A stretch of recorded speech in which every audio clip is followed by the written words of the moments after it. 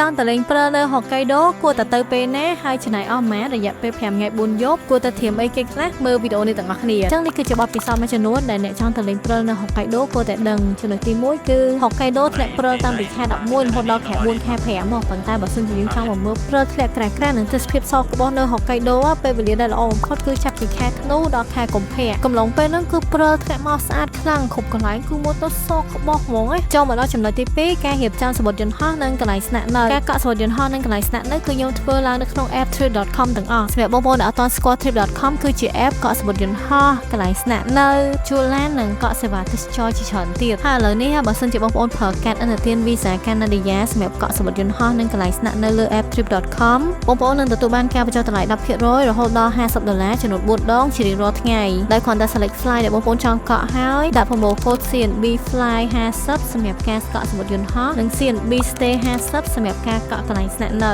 promotion នេះគឺចាប់ពីថ្ងៃនេះរហូតដល់ថ្ងៃទី31ខែតុលាឆ្នាំ2026ចំនួនមានកំណត់មកមុនបានមុនណាខែពីការបញ្ចុះតម្លៃនេះក៏មានការផ្ដល់ជូនពិសេសមួយទៀតគឺបញ្ចុះតម្លៃ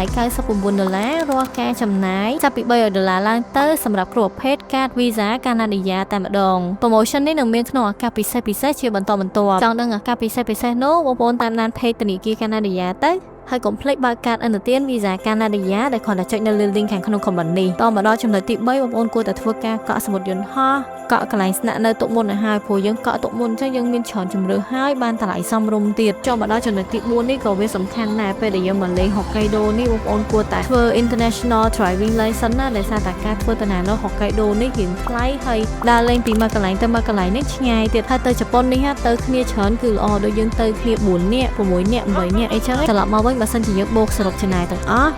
យើងគិតថាកន្លែងស្នាក់នៅអស់$60សមុទ្រយន្តហោះយើងអស់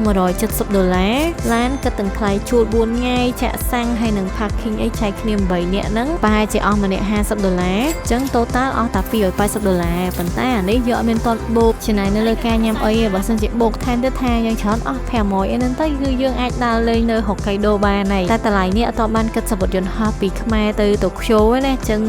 សមុទ្រយន្តហោះពីខ្មែរទៅតូក្យូនោះបងប្អូនអាច check មើលក្នុង app trip.com ដែរទៅហើយកុំភ្លេចប្រើ promo code CNB fly 50ជាមួយនឹងកាតឥណទាន Visa កាណាឌីយ៉ាដើម្បីទទួលបានការបញ្ចុះតម្លៃអញ្ចឹងពីខ្ញុំទៅមានតែប៉ុណ្្នឹងទេបើសិនជាបងប្អូនមានសំណួរអីអាចសួរនៅខាងក្រោមនេះជួបគ្នានៅវីដេអូក្រោយទៀតបាយ